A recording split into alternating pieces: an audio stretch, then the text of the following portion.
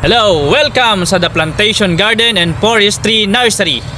Ako nga pala si Kuya EP, short for Environmental Protector. So kasi ang aim namin at ang objective ng The Plantation Garden and Forestry Nursery is to save and protect our environment. So ngayong araw ay ipipicture natin ang marang fruit tree seedlings na kung saan meron dito sa The Plantation Garden and Forestry Nursery. Ito nga pala ang aming nursery or yung aming garden dito sa Purok 3, Barangay Mataas na Parang, San Ildefonso, Bulacan. So punta tayo at pasok po tayo. Ipipicture natin ngayong araw ang marang fruit tree seedlings. Tara! Cut mo! So ito na po ang marang fruit tree seedlings na meron tayo dito sa The Plantation Garden and Forestry Nursery. So ipipicture natin ngayong araw kung ano ba nga ba yung marang fruit tree. So ito po yung marang fruit tree. Ang marang fruit tree po ay nagmula sa Moraceae family or yung pinanggalingan ng breadfruit or ng jackfruit or ng langka. So katulad po ng breadfruit or ng langka, isa sa pinakamatamis at isa sa pinakamasarap din na prutas ng Pilipinas. So ang marang fruit tree po ay ng 4 hanggang 6 na taon ay maaari ka nang makapag-ani ng bunga. At ang lifespan naman ng marang fruit tree ay umaabot ng hanggang 50 years old or mas mahigit pa. Kaya maaari itong magbunga sa loob ng hanggang 30 taon or 30 years old. So yung bang bunga ng marang ay ano ang lasa sa mga nagtatanong? So ang bunga po ng ang lasa po ng bunga ng marang ay parang combination ng 3 prutas. So kasi nga siya tinatawag na kabilang siya sa Moraceae family. So nandyan yung lasa ng parang lasa siya ng lansones, meron siyang lasa ng pinaghalong mix, combination siya ng 3 lasa ng prutas, lansones, langka, tsaka ng durian. Ganun ang lasa niya. So katulad ng langka at tsaka ng iba na prutas, creamy yung pinakalaman niya. Tsaka yun nga, medyo makatas. So masarap, tsaka matamis. At kung tinatanong din po ninyo kung ang bunga ba ng marang na hilaw ay pwedeng kainin, opo, pwede siyang gulayin. Kung hilaw, pwede siyang gataan, pwede siyang ihalo sa ibang ulam. Tsaka yung buto niya, pwede rin siyang kainin. Edible din siya, pwede siyang ilaga. So parang parang pwede nyo siyang isapaw dun sa kanin pagka nagsaing kayo. Pwede rin siyang isangag, pwede rin ilaga. So parang lasang mani, parang nuts, ganun.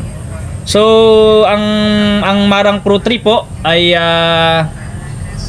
isa sa pinakamasarap na klase ng prutas dito sa Pilipinas, na kung saan ang marami lang nito ngayon ay sa bandang Mindanao part ng Pilipinas or somewhere in Panay Island. So meron din yan sa mga Negros. So konti lang po dito sa Luzon at saka sa karamihan sa Visayas area, wala pong marang na maaaring maging plantation. So sa Pilipinas sana magkaroon ng plantation dito kasi ang pinaka market value ng bunga ng marang ngayon sa Pilipinas, lalo kapag hindi season, ay medyo mataas. So nagre-range ito ng hanggang 400 hanggang 700 per kilo. So lalo kapag ayun, hindi season. Kasi ang season po o pamumunga ng marang ay nagsisimula ito ng month ng September hanggang October or minsan hanggang November hanggang December, pero konti na lang. Pinaka-peak talaga niya is start ng September hanggang October, November. Pero kapag season nito sa Mindanao, mura lang kasi sobrang dami ng tanim nila. Tsaka syempre doon talaga nag-originate. So pwede ba dito ito sa Luzon? Pwede po.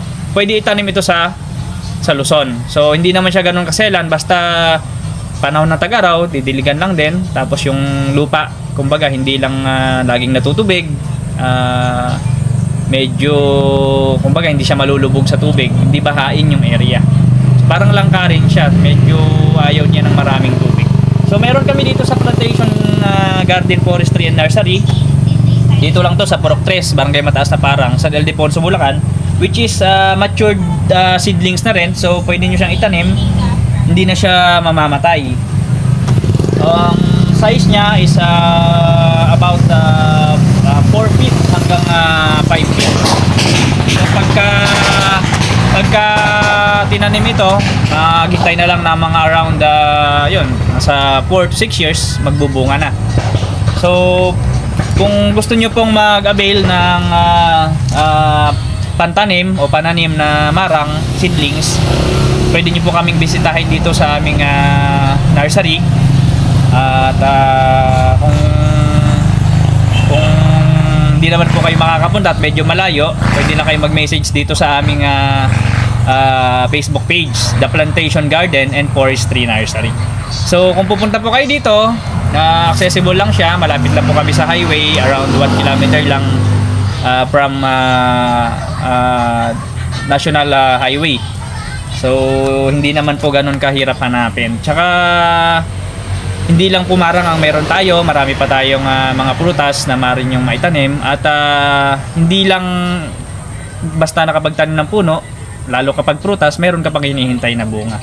Tsaka meron din tayo dito mga indigenous trees kung gusto nyong makatulong sa ating kalikasan. So ako, yun lang, maraming salamat. At ako ulit yung inyong si Kuya EP or yung environmental protector. Hindi po ako